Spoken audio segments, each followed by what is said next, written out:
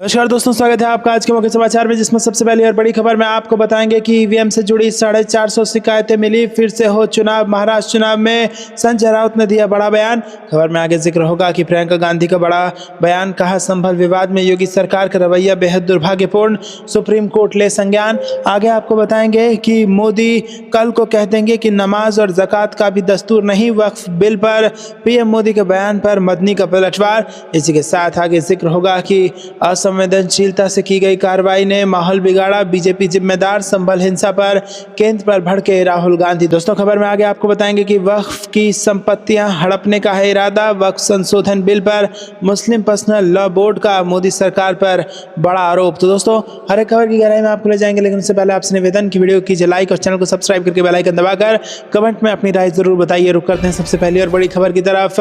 एक बार फिर कराएं चुनाव। महाराष्ट्र चुनाव में संजय राउत का बयान, कहा ईवीएम से जुड़ी मिली 450 से ज्यादा शिकायतें। जी हां दोस्तों, महाराष्ट्र में विधानसभा चुनाव का परिणाम देश के सामने आ चुका है।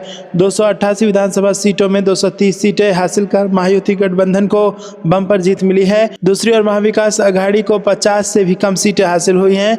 वहीं अब शिवसेना उद्धव गुट के सांसद संजय राउत ने चुनाव नतीजों पर सवाल खड़े किए हैं। संजय राउत ने सोमवार को महाराष्ट्र के मतपत्रों से दोबारा चुनाव कराने की मांग की और दावा किया कि इलेक्ट्रॉनिक वोटिंग मशीनों में अनियमितताएं हैं।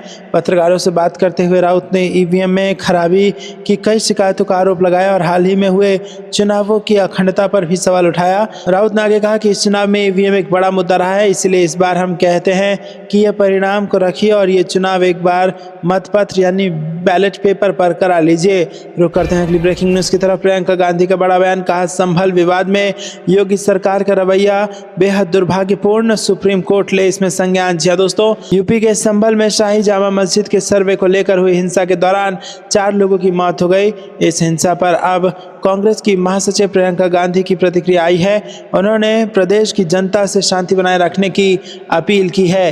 प्रियंका गांधी ने सोमवार को एक्स पर एक पोस्ट शेयर करते हुए यूपी सरकार से कड़े सवाल किए और लिखा कि संभल उत्तर प्रदेश में अचानक उठे विवाद को लेकर राज्य सरकार का रवैया बेहद दुर्भाग्यपूर्ण है। इतने संवेदनशील मामले में बिना दूसरा पक्ष सुने, बिना दोनों पक्षों को विश्वास में लिए प्रशासन ने जिस तरह हड़बड़ी के साथ कार्रवाई की, वो दिखाता है कि सरकार ने खुद माहौल खराब किया।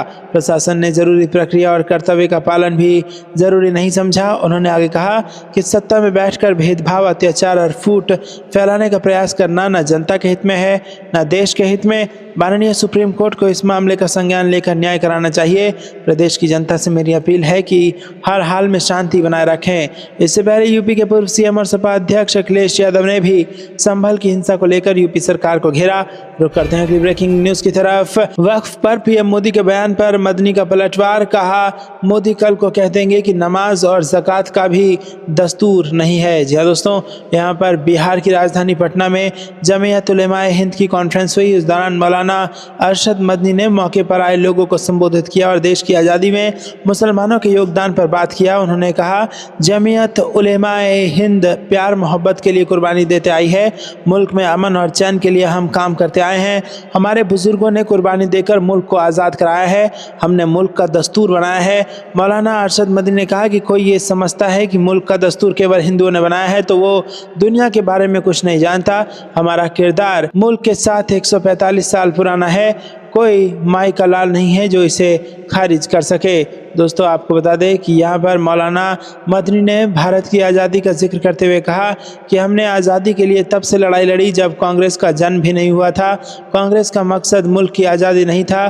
कांग्रेस का निर्माण इसलिए हुआ जिससे ब्रितानी हुकूमत और मुल्क के लोगों के बीच तालमेल बनाया जा सके।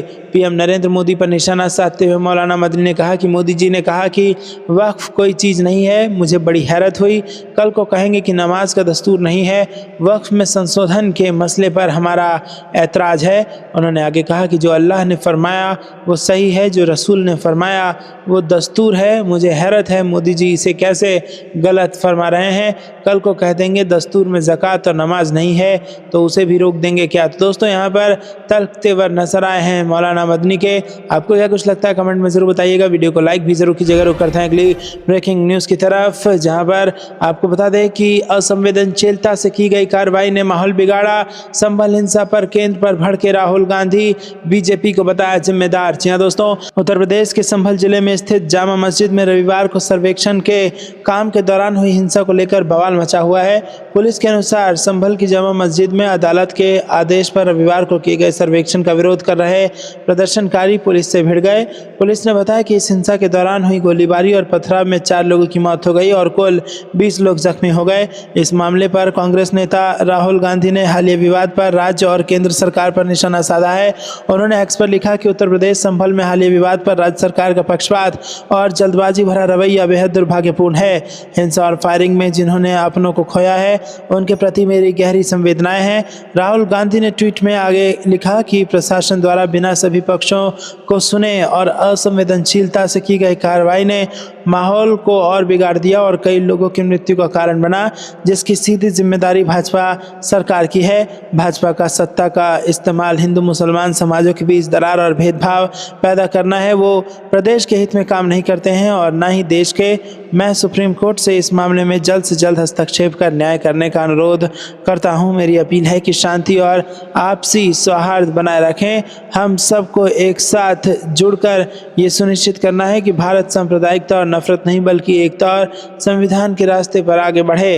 रुक करते हैं अगली ब्रेकिंग न्यूज़ की तरफ। वक्फ की संपत्तियां हड़पने का है इरादा। वक्फ संशोधन बिल पर मुस्लिम पर्सनल लॉ बोर्ड का मोदी सरकार पर बड़ा आरोप। जी हां दोस्तों, all India Muslim personal law board ने सोमवार को आरोप लगाया कि केंद्र का वक्फ विधेयक 2024 देश भर में वक्फ संपत्तियों को हड़पने के इरादे से तैयार किया गया है। दोस्तों, प्रवक्ता इलियास ने वक्फ मामले को लेकर संयुक्त संसदीय समिति पर अपना काम ईमानदारी से नहीं करने का भी आरोप लगाया। इलियास ने कहा कि बोर्ड के सम्मेलन में महसूस किया गया कि वक्फ संशोधन विधेयक 2024 को पूरे देश में फैली वक्फ संपत्ति को हड़पने के लिए चतुराई से तैयार किया गया है। वो all India Muslim personal law board के 29वें अधिवेशन के संबंध में संवाददाता सम्मेलन को संबोधित कर रहे थे। दोस्तों, रुक करते हैं अगली ब्रेकिंग न्यूज़ की तरफ। अडानी मुद्दे पर हंगामे के बीच राज्यसभा स्थगित, लोकसभा भी हुई भंग। जी हां दोस्तों, अडानी समूह के खिलाफ अमेरिकी अभियोजकों के रिश्वतखोरी के आरोपों के मुद्दे पर चर्चा की मांग को लेकर विपक्षी सदस्यों के हंगामे के चलते सोमवार को राज्यसभा की कार्रवाई एक बार के स्थगन के बाद दिन भर के लिए स्थगित कर दी गई। संसद के शीतकालीन सत्र के पहले दिन राज्यसभा की बैठक आरंभ होने पर संसद ने दिवंगत सदस्यों को श्रद्धांजलि दी। इसके बाद सभापति जगदीप धनखड़ ने बताया कि नियम 267 के तहत उन्हें कुल 13 नोटिस मिले हैं।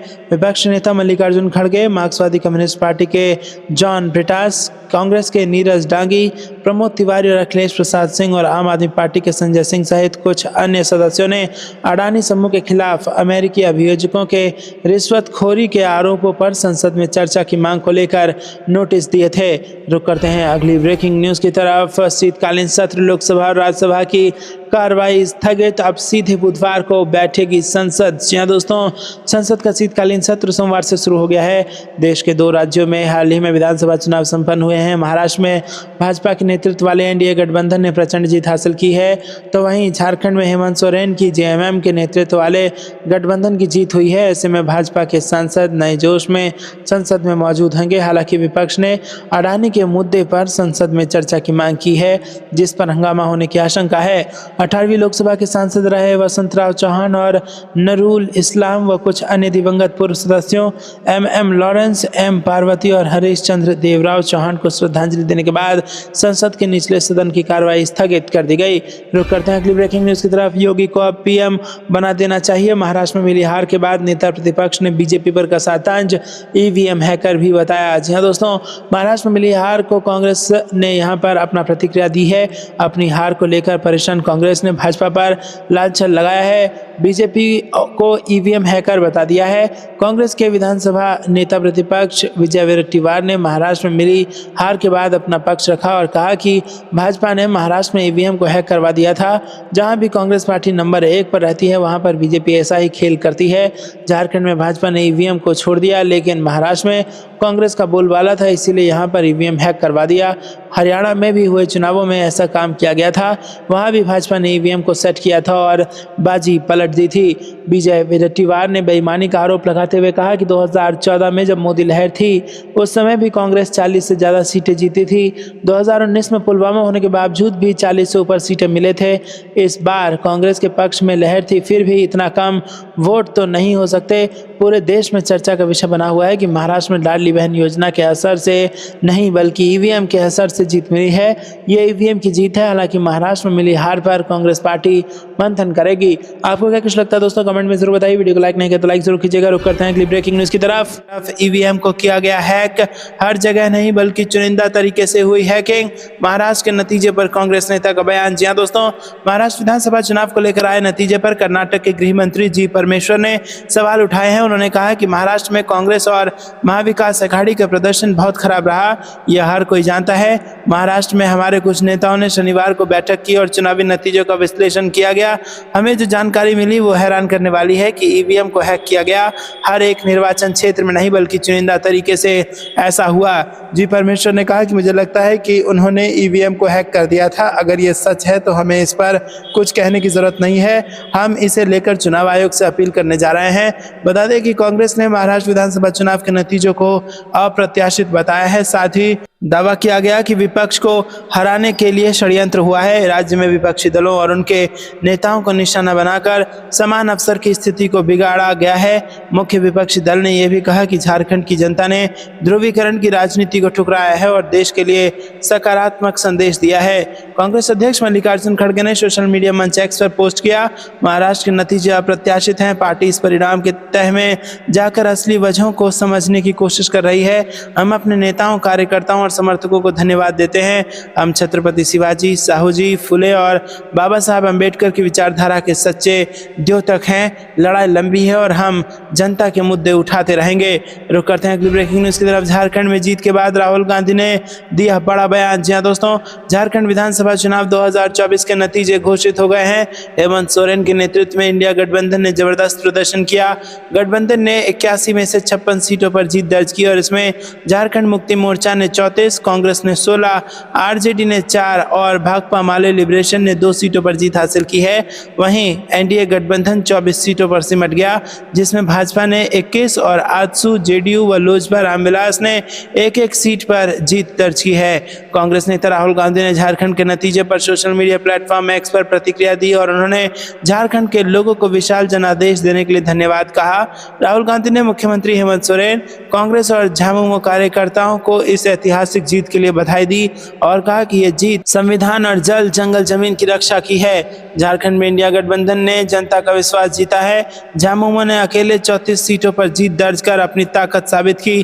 कांग्रेस ने 16 सीटें जीतकर गठबंधन को मजबूत किया। वहीं आरजेडी और भाकपा माले ने भी गठबंधन को समर्थन देते हुए क्रमशः 4 और 2 सीटें जीती। गठबंधन की जीत से यह स्पष्ट हुआ कि झारखंड के लोगों ने विकास और जनहित को प्राथमिकता दी है। दोस्तों रुक करते हैं अगली ब्रेकिंग न्यूज की तरफ। पंजाब उपचुनाव में भी बीजेपी का सूपड़ा साफ, 4 में से 1 भी सीट नहीं जीत पाई। जी हां दोस्तों, पंजाब में 4 विधानसभा सीटों पर हुए उपचुनाव में आम आदमी पार्टी ने गिद्दड़बाहा, डेरा बाबा नायक और चब्बेवाल में, जबकि कांग्रेस ने बरनाला सीट पर जीत हासिल की। इस वर्ष के प्रारंभ में निवर्तमान विधायकों के लोकसभा के लिए निर्वाचित होने के बाद उपचुनाव करवाना जरूरी हो गया था।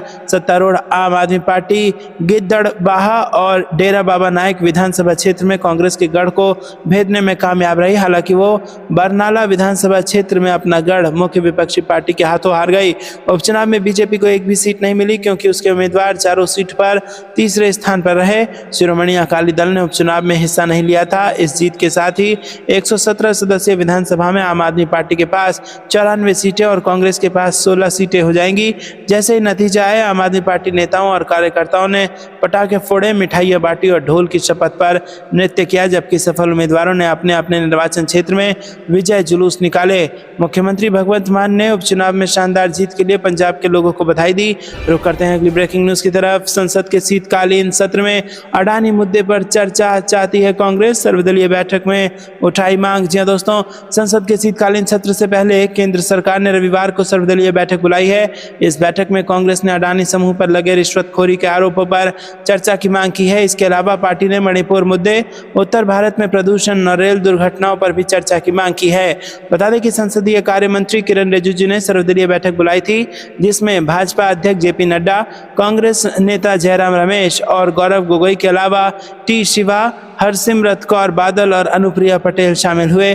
कांग्रेस नेता प्रमोद तिवारी ने बताया कि उनकी पार्टी ने अडानी समूह पर लगे रिश्वतखोरी के आरोपों पर संसद में चर्चा की अनुमति देने का सरकार से आग्रह किया है। उन्होंने कहा, शीतकालीन सत्र से पहले कांग्रेस ने सरकार से आग्रह किया कि न्यूयॉर्क में अमेरिकी न्याय विभाग ने इस बात का संज्ञान लिया है कि यहाँ एक बड़ा औद्योगिक घराना न केवल उद्योग को नियंत्रित कर रहा है बल्कि सरकार को भी नियंत्रित कर रहा है।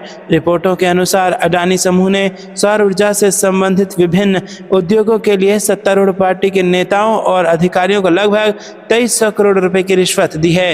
रुक करते हैं अगली ब्रेकिंग न्यूज की तरफ।